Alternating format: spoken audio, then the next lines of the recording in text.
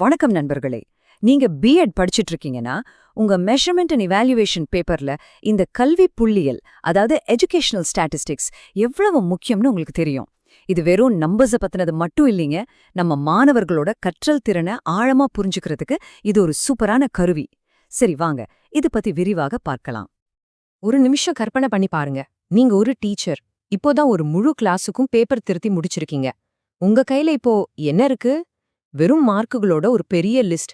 பார்க்கவே கொஞ்சம் குழப்பமா இருக்குல்ல? இங்க பாருங்க, இந்த எண்கள் எல்லாம் எப்படி தாறுமாறா சிதறி கிடக்குன்னு.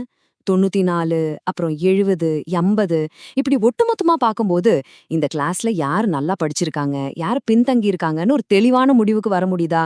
ரொம்ப கஷ்டம் இல்லையா? ஆமா, உங்க கையில மார்க்ஸ் இருக்கு. அதுக்கப்புறம் இந்த எண்களுக்கு பின்னாடி இருக்கிற உண்மை கதைய, அதாவது நம்ம ஸ்டூடெண்ட்ஸ் உண்மையிலே எப்படி பெர்ஃபார்ம் பண்ணிருக்காங்கன்னு தெரிஞ்சுக்கிறது எப்படி? வாங்க, இந்த கேள்விக்கு இப்ப நாம விடை தேடுவோம். அந்த ஒரே குழப்பமா இருக்கிற டேட்டாவை சரி பண்றதுக்கான முதல் ஸ்டெப் அத ஒழுங்குபடுத்துறது தான். இத நாம தரம் பிரித்தல், அதாவது ரேங்கிங் மூலமா ரொம்ப சுலபமா செஞ்சிடலாம். வாங்க அது எப்படின்னு பார்க்கலாம்.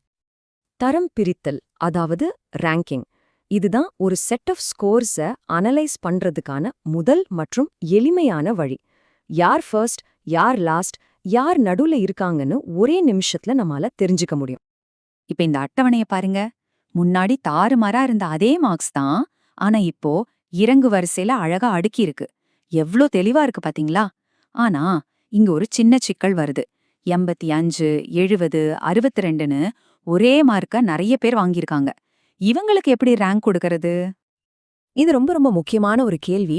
ஒரே மாதிரி மார்க் எடுத்த ஸ்டூடெண்ட்ஸ்க்கு ரேங்க் எப்படி ஒதுக்குறது?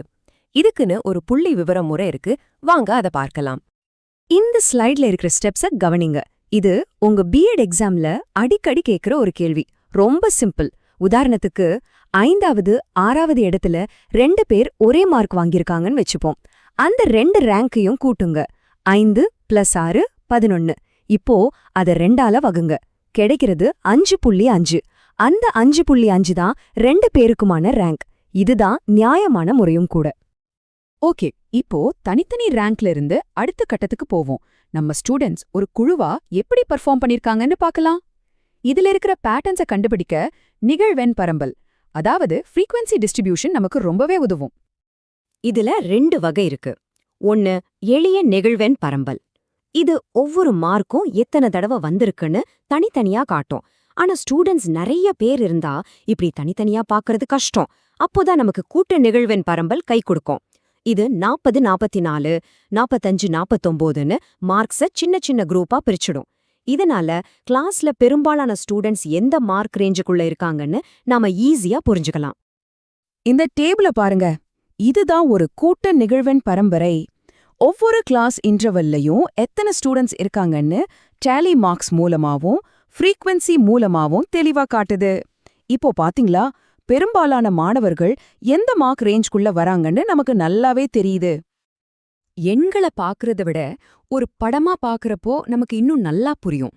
அந்த டேட்டாக்குள்ள ஒளிஞ்சுக்கிட்டு இருக்கிற கதைய ரொம்ப அழகா வெளியே கொண்டு வரதுக்கு வரைபடங்கள் ஒரு சூப்பரான வழி. ஆமாங்க, இந்த மேற்கோள் சொல்ற மாதிரி ஒரு கிராஃபை பார்த்தாலே போதும், அந்த டேட்டாவை பத்தின ஒரு தெளிவான ஐடியா நமக்கு கிடைச்சிடும். இது ஒவ்வொரு டீச்சரும் கண்டிப்பா கத்துக்க வேண்டிய ஒரு முக்கியமான ஸ்கில்.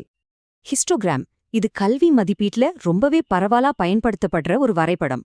இதோட ஸ்பெஷாலிட்டியே என்னன்னா, இதுல இருக்கிற பார்ஸ் எல்லாம் ஒன்னோட ஒன்னு ஒட்டி இருக்கும். ஏன்னா இது தொடர்ச்சியான தரவுகளை காட்டுது. ஹிஸ்டோகிராம் வரையறதுக்கு முன்னாடி உண்மை எல்லைகள், அதாவது ட்ரூ லிமிட்ஸ்னா என்னன்னு புரிஞ்சுக்கிறது ரொம்ப முக்கியம். இப்ப பாருங்க, நாம கிளாஸ் இன்டர்வல்ல 37, 45 அப்புறம் 46, 44ன்னு எழுதும்போது அந்த 45க்கும் 46க்கும் நடுவுல ஒரு சின்ன கேப் இருக்கு. அந்த கேப்பை உழைச்சிறதுக்கு தான் நாம இந்த டெக்னிக்கை பயன்படுத்துறோம். அதாவது கீழ் எல்லையிலிருந்து 0.5 கழிச்சு மேல் எல்லையோட 0.5 கூட்டிக்கணும். உதாரணமா 37, 45 அப்படிங்கிறது 36.5லிருந்து 45.5 மாறும். இப்படி செஞ்சாதான் நம்மால அந்த பார்ஸை ஒட்டி வரைய முடியும். இப்ப இந்த ஹிஸ்டோகிராம பாருங்க.